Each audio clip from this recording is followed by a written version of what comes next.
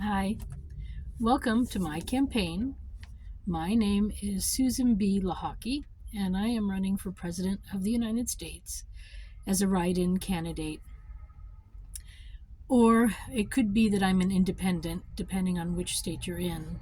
But in most states, I'll be a write-in candidate in the federal election, not in this primary election that's going on. For me, it's unconstitutional to be holding primaries with government funds and on government time. So I think, there's something wrong with that. But sadly, hidden inside of these primaries that all the states will be having, probably in April, May, June, like that, or maybe even earlier, is that they're hiding other elections that are important inside, but they're not telling you that. So, like in my state of West Virginia, supposedly, we're going to be voting also on judges and mayors. But had I not asked that question, I would not know that. So this is very unfortunate. So it is important to get out and vote for the actual election that's taking place, not for the Democrat or the Republican primary that's going on in your state, but the real election that might be happening hidden in the background. Also, apparently in West Virginia, we have some taxes that need to be voted on, and again, they're not informing us. And I was talking with someone, and they were saying that, we did get informed. It was in the newspaper. Well, nobody really reads a newspaper anymore. That's why so many newspapers went out of business. So, the other part of that, too, is that the newspapers are telling a lot of lies. I know we're going to be talking last time about, at least in this series, of the First Amendment, and that is one of the First Amendment rights, is freedom of press. So that means that they have freedom to lie, and sadly, they lie a lot. So, and they make up stories because, headlines sell papers, and they're not really in it to give you accurate news. They're in it to make money. So, telling the truth is not always interesting. It's not going to sell newspapers.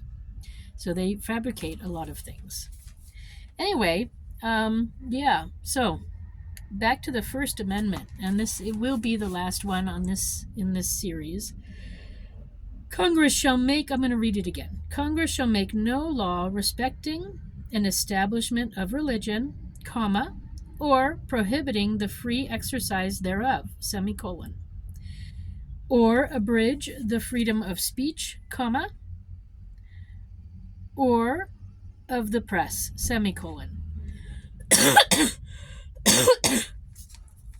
That means the right to lie. Or the right of the people peaceably to assemble. And no petition, and to petition the government for regress of grievances. Because that's what we did when we declared our independence. We wrote a letter to the king about our grievances. And that's what I've done and am doing.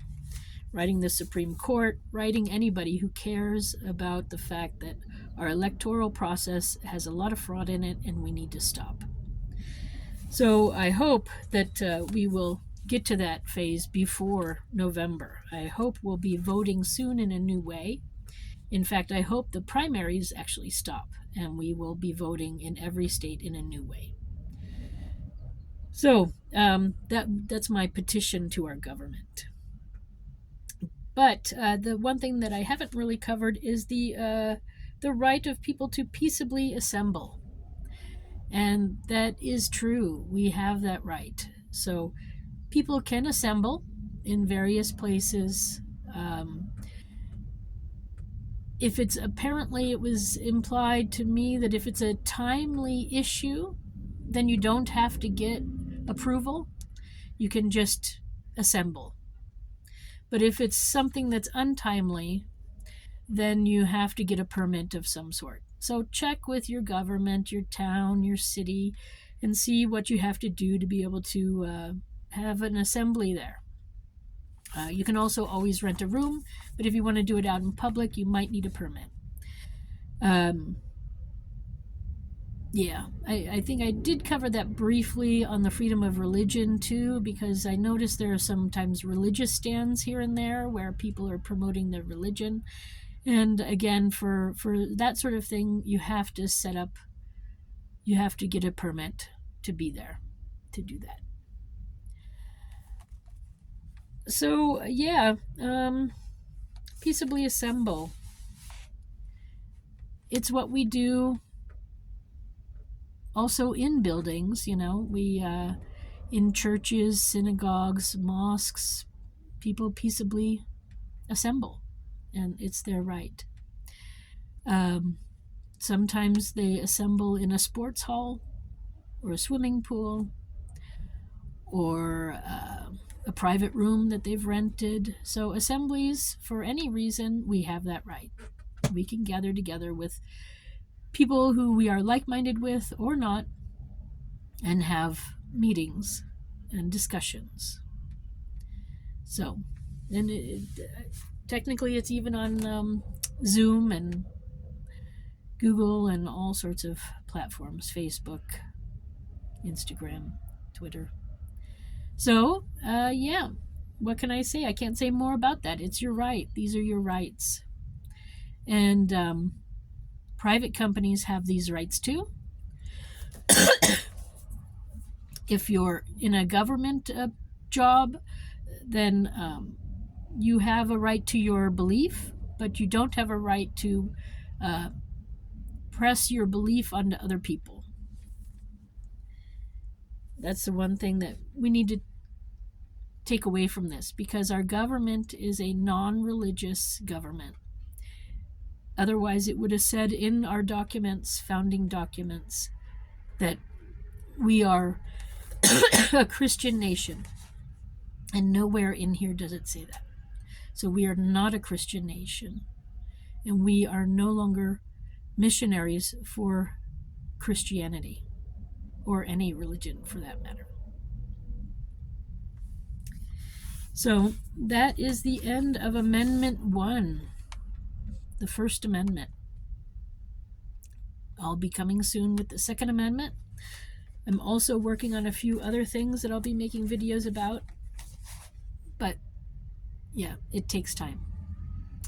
So I'm on the road. I've got a new RV, and I'm in Texas right now.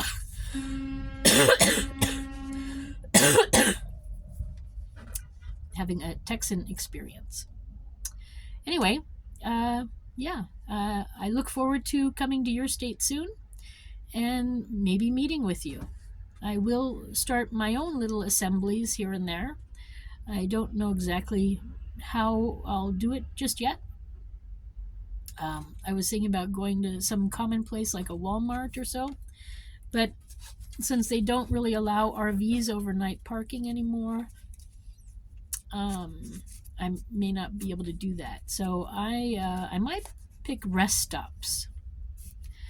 They're nice and peaceful in nature and a good place to meet up with people. But we'll have to see. And it might depend on the state too. So anyway, look for my RV. Soon I'll be putting some more signs on it so you can identify me easier. But I'll be coming to your hometown maybe. All right. Thanks for stopping by, and enjoy your First Amendment. And if you have grievances to your government, start contacting your local officials or your governor or your attorney general in your state, or if you feel it's urgent for the U.S., approach the president, approach the vice president, approach Congress, approach the Supreme Court. That's what they're there for. All right. On that note, I'm going to go. Thank you for stopping by. I wish you a good day wherever you are. Bye for now.